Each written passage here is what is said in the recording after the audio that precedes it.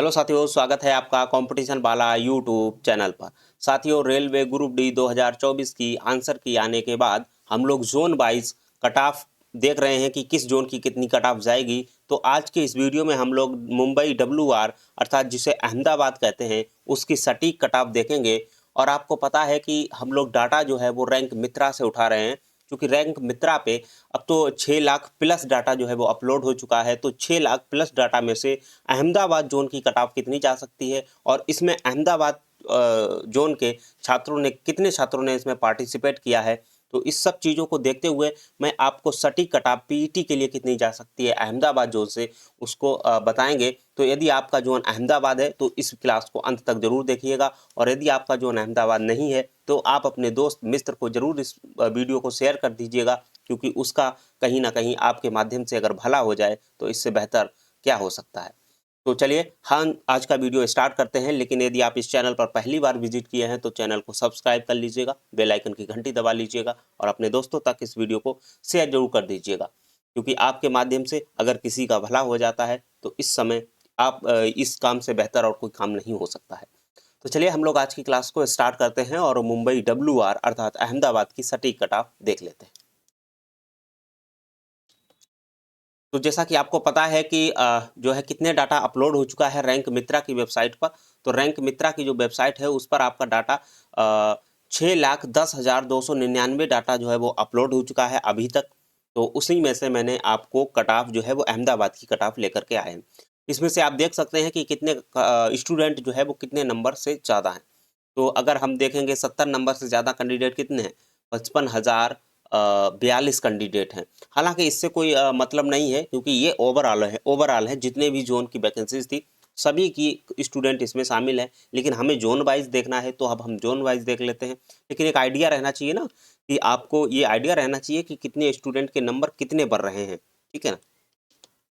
ये आप देख रहे हैं शिफ्ट वाइज कितना एवरेज मार्क रहा है। ये एवरेज मार्क का कॉलम है। ये शिफ्ट है, सुबह शिफ्ट थी, दोपहर शिफ्ट थी या शाम की शिफ्ट थी, और इसमें कितने स्टूडेंट ने पार्टिसिपेट किया है उसको यहाँ पे दिखाया गया है। और उसके बाद ये डेट दी गई है कि किस डेट में आपका एग्जाम था।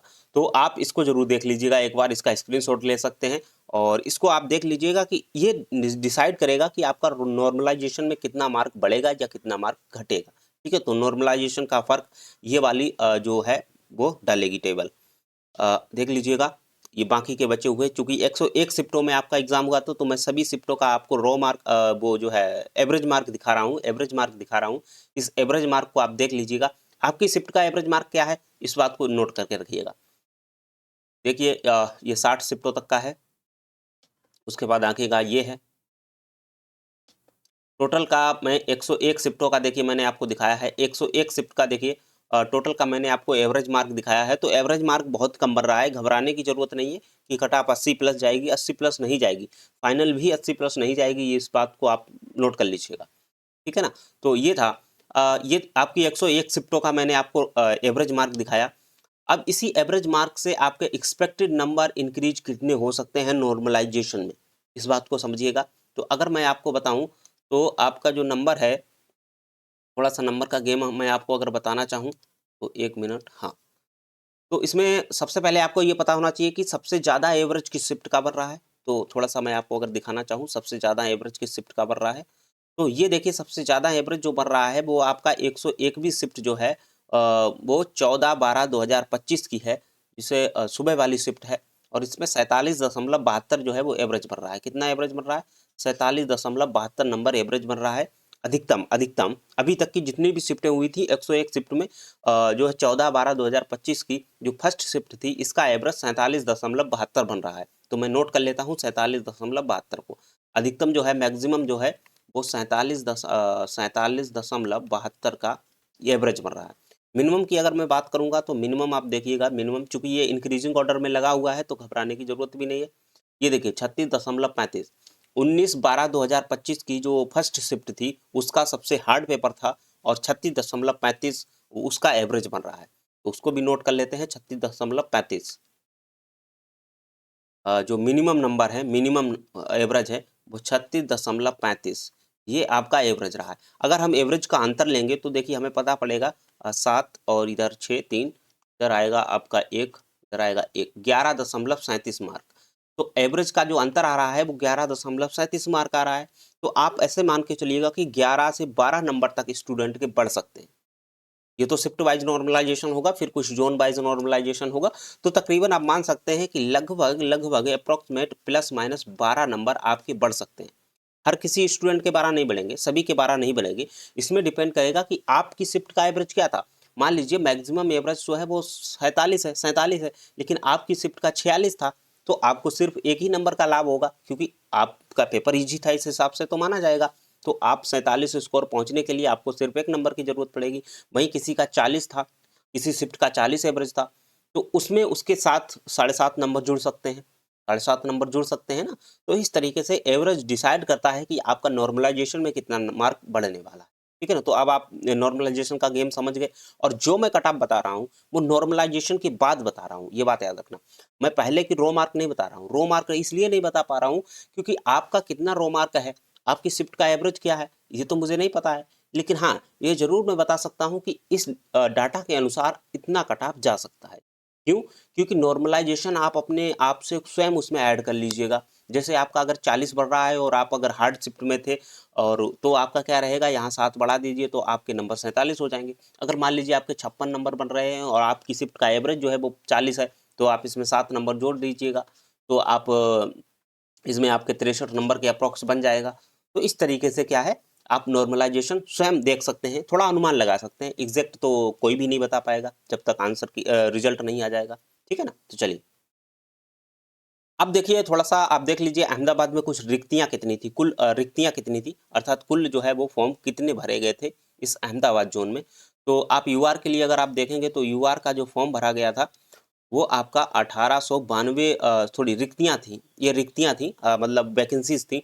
तो यूआर की 1892 थी, ओबीसी की 1261 थी, और ईडब्ल्यूएस की 467 थी, एससी की 701 थी, और एसटी की 351 थी।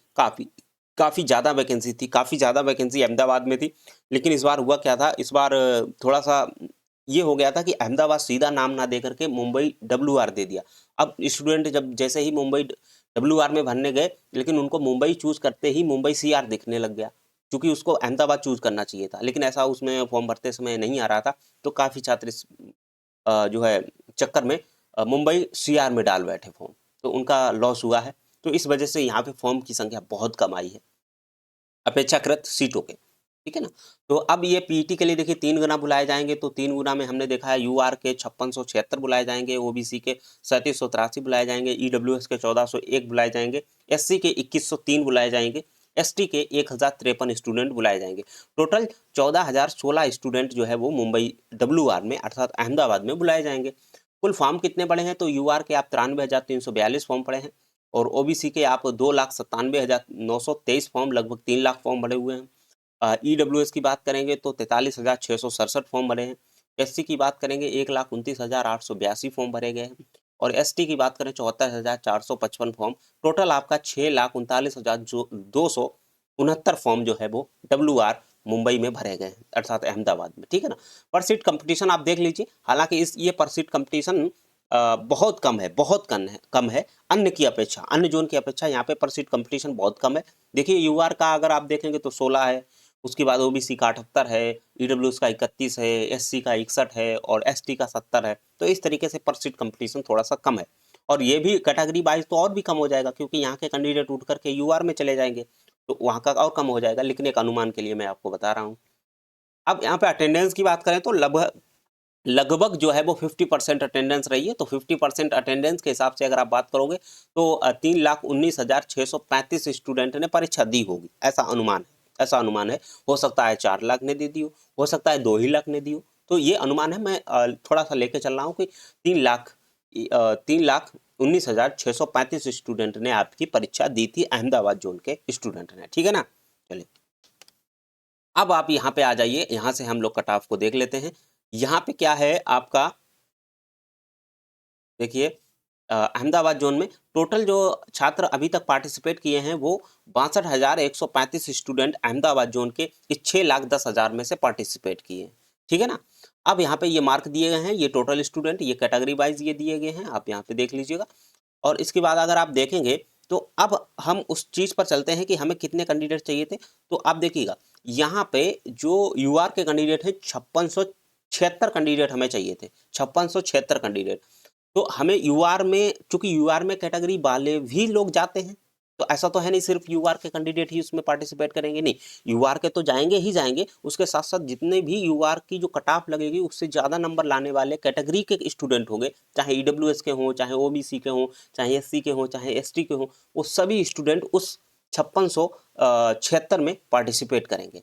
तो आप एक बार देख लीजिए 5676 है, हाँ 5676 कैंडिडेट। आपको इसमें दिख रहा होगा कि 70 से ज़्यादा लाने वाले जो टोटल कैंडिडेट हैं वो 6426 हैं, 6426 हैं। तो 70 तो जाने वाली है नहीं, क्योंकि अभी पूरा डाटा भी अपलोड नहीं हुआ है, एक अनुमानित बता रहा हूँ। तो सेफ हमें लेकर चलना पड़ेगा, लगभग मान के चलेंगे कि 15% ऐसे स्टूडेंट होंगे जिन्होंने अभी ऐसा डाटा नहीं डाला है जिनका नंबर 70 प्लस है, ऐसा मान सकते हैं ना, थोड़ा सा लेके चलना पड़ेगा वेरिएशन। हालांकि 15% से ज़्यादा स्टूडेंट बचे भी नहीं होंगे डाटा अपलोड करने से। तो आप, मैंने जो कैलकुलेशन किया है वो मुझे 73 नंबर के अप्रोक्स मिला है, 73 नंबर। आप एक लाइन यहाँ खींचिए और 73 नंबर, आप इस लाइन को मान लीजिए कि आपका 73 नंबर है लाइन, कितना है 73 नंबर। तो 73 नंबर आपका जाने वाला है किसका, यूआर का। इतना ही चेन्नई जोन का भी गया था, इतना ही चेन्नई जोन का भी डाटा मैंने कल जो वीडियो बनाई थी उसमें चेन्नई जोन के अगर स्टूडेंट हैं आप तो उसको देखिएगा जा करके, तो चेन्नई का भी 73 ही गया था, 73 ही गया था। कारण है कि चेन्नई में ऐसे स्टूडेंट गए थे जिनका एवरेज कम बन रहा था, या फिर उनका जो है वो स्टडी उनकी ठीक नहीं थी और वो नंबर कम बना पाए। लेकिन अहमदाबाद जोन में वो स्टूडेंट गए थे जिनका नंबर ठीक ठाक आ रहा है, इसलिए 73 बन रहा है। सेफ होने के बावजूद भी 73 बन रहा है, इसका मतलब है स्टूडेंट, होशियार स्टूडेंट वहाँ पहुंचे थे, और चेन्नई में थोड़ा सा लो स्टूडेंट पहुंचे थे, इसलिए उसका एवरेज कम रहा था। ठीक है ना।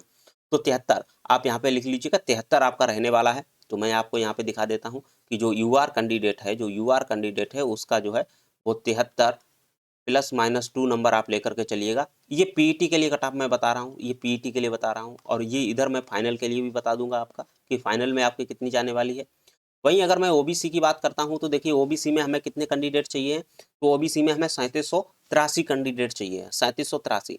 अब यहाँ पे देखिए 3783 कैंडिडेट कितने हैं, कहाँ पे मिलेंगे, तो 3783 कैंडिडेट, क्योंकि यहाँ पे देखिए 73 से ऊपर वाले तो सब यूआर में चले जाएंगे, और वो सभी कैटेगरी के यूआर में चले जाएंगे, सभी कैटेगरी के यूआर में चले जाएंगे। तो अब ओबीसी की अगर मैं बात करूंगा, तो चूंकि यहाँ पे नहीं, ये नहीं, ये वाला है यूआर का सेक्शन। तो अब हमें 3700 कितने चाहिए, 3783 कैंडिडेट चाहिए। तो 3783 कैंडिडेट हमें कहाँ पे मिल पाएंगे, देखिए 3783 कैंडिडेट हमें 70 से प्लस मिल रहे हैं, लेकिन ये याद रखना, 3783 70 से प्लस मिल तो रहे हैं, लेकिन ऊपर के कैंडिडेट यूआर में भी तो जा रहे हैं, यूआर में भी तो जा रहे हैं। तो मैंने जो कैलकुलेशन किया, अब इतना ज़्यादा कैलकुलेशन इसमें होता है कि मैं यहाँ पे करके नहीं बता सकता हूँ, वरना बहुत लंबा वीडियो हो जाएगा और आप लोग भी कहोगे कि सर क्या मुझे बता रहे हैं, आप सीधा नंबर बता दीजिए। तो मैं सीधा आपको नंबर गेम समझा देता हूँ कि कितना नंबर आपका अगर है तो आपको पीईटी की तैयारी करनी चाहिए। हालांकि इस तरीके से मैंने इसमें कैलकुलेशन किया था, मुझे लगभग 20 मिनट लग गए थे इसकी पूरी कैलकुलेशन करने में। हालांकि इसकी किस तरीके से बिठाया जाए, किस तरीके से निकाला जाए, उसको करने में मुझे 2 से 3 घंटे लगे थे। तो इसको बारीकी से मैंने अध्ययन किया है, और इतना ही कटाव आपका जा सकता है, याद रखना इतना ही जा सकता है। 1-2 नंबर इधर उधर हो सकता है, इससे कम ज़्यादा नहीं होगा। तो मैं सीधा आपको अब कटाव बता देता हूँ कि आपकी कितनी कटाव जा सकती है, ठीक है ना। तो चलिए ओबीसी की अगर मैं बात करूंगा तो ओबीसी का आपका इसमें 68 नंबर ±2 नंबर आप ले लीजिएगा, 68 नंबर आपका इसमें जा सकता है। वहीं ईडब्ल्यूएस की बात करेंगे तो ईडब्ल्यूएस का इस बार इसमें सेफ रहा है और 61 ±2 नंबर रहेगा।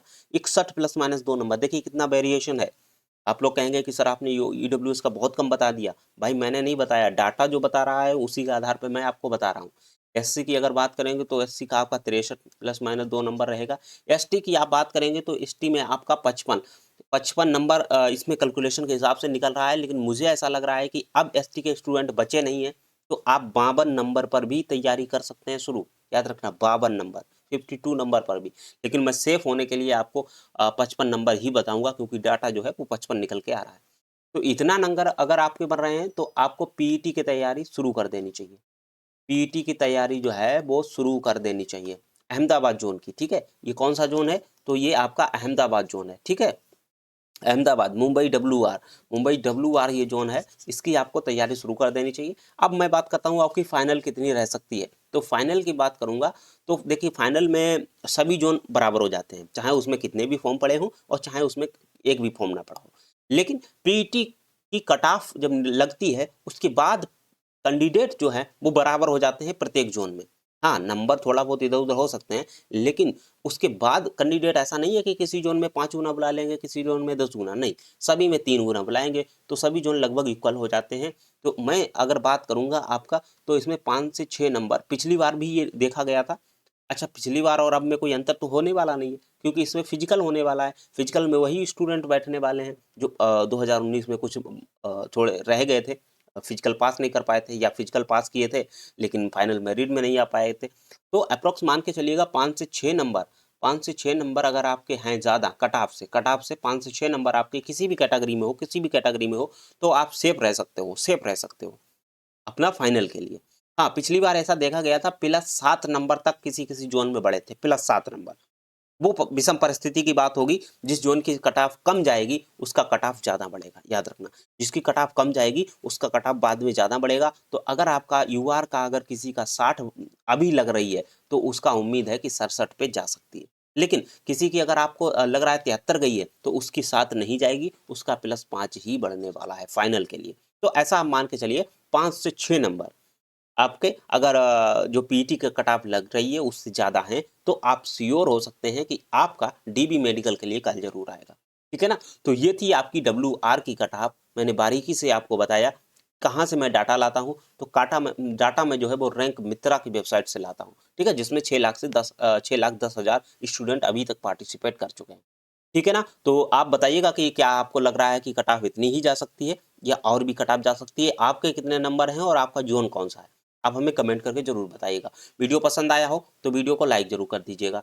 हाँ, आप ऐसा कर सकते हैं कि आपको अपने ज़ोन की कट ऑफ अगर चाहिए है, तो आप अपना ज़ोन कमेंट करके ज़रूर बताइएगा कि सर मेरे ज़ोन की कट ऑफ बता दीजिए। आप अपना ज़ोन कमेंट करिएगा और अपना जो है नंबर कमेंट कर दीजिएगा, जिससे मैं सटीक डाटा आपके सामने प्रस्तुत कर सकता हूँ। ठीक है ना? तो चलिए मिलते हैं फिर ऐसे ही किसी वीडियो में, तब तक के लिए बने रहिए कॉम्पिटिशन वाला यूट्यूब चैनल पर। Thank you very much.